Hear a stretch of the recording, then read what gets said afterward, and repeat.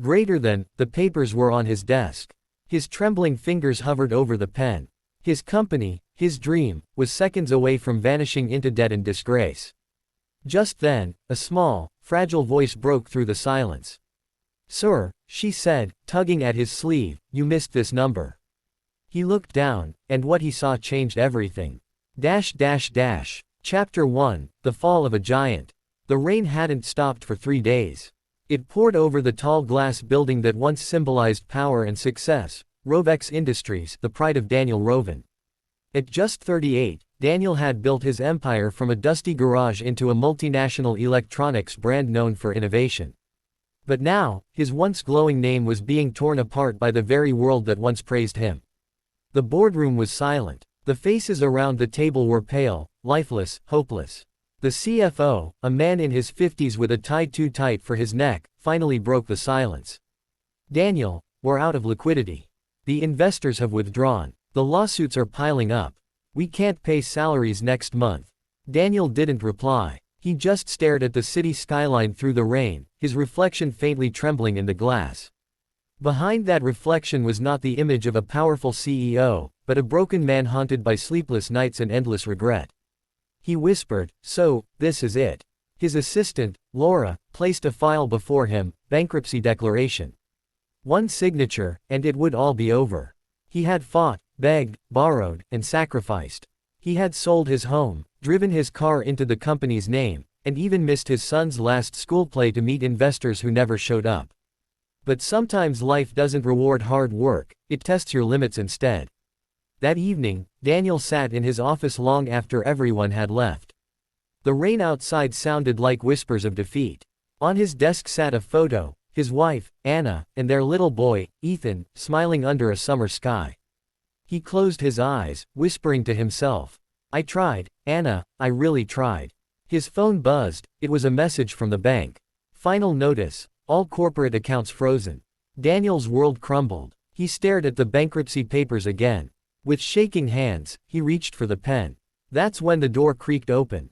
It wasn't Laura. It wasn't security. It was a little girl, no older than 5. Her pink dress was damp from the rain, her shoes muddy, and her eyes curious and kind. "Excuse me, sir," she said softly, stepping closer. "My mommy works here. She said everyone's sad, and I brought cookies to make them happy." Daniel blinked, too exhausted to respond. He nodded weakly, forcing a smile. The little girl climbed onto a chair beside his desk and looked at the piles of papers scattered across it. She saw the numbers, rows of losses, debts, and zeros. She tilted her head, squinting. "You missed this number," she said, pointing at one of the sheets. Daniel frowned, more out of confusion than interest. "What number, sweetheart?" "That one," she said, tracing a tiny finger over a faintly printed column, a small, overlooked account entry. Daniel looked closer. At first, he didn't care. But then, something caught his eye. The line wasn't supposed to exist, a transfer log from an old partnership account. His eyes widened. He turned on his computer, typing furiously. Minutes passed. His heart raced. The little girl munched on her cookie quietly, swinging her legs. When the screen loaded, Daniel froze. There it was, an unclaimed credit of $2.7 million, transferred months ago and never logged due to a clerical error. Enough to pay off immediate debts and restart production. His hands trembled. He stared at the child in disbelief.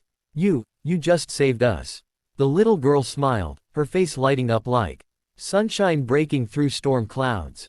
"Mommy says we always have to look carefully. Sometimes good things hide in small numbers." Daniel laughed, the first real laugh in months. Tears welled in his eyes. He turned the bankruptcy file upside down and closed it shut. He stood, looked out the window, and for the first time in years, he saw hope instead of rain.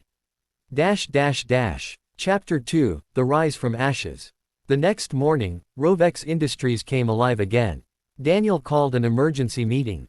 The same people who had left hopeless last night now saw a different man walk in. Not the defeated CEO they knew, but a leader reborn. "Last night," Daniel began, his voice steady and clear, "a 5-year-old reminded me of something we all forgot. To look deeper, to not give up before checking one last time. We've been blinded by fear, but we still have one chance left.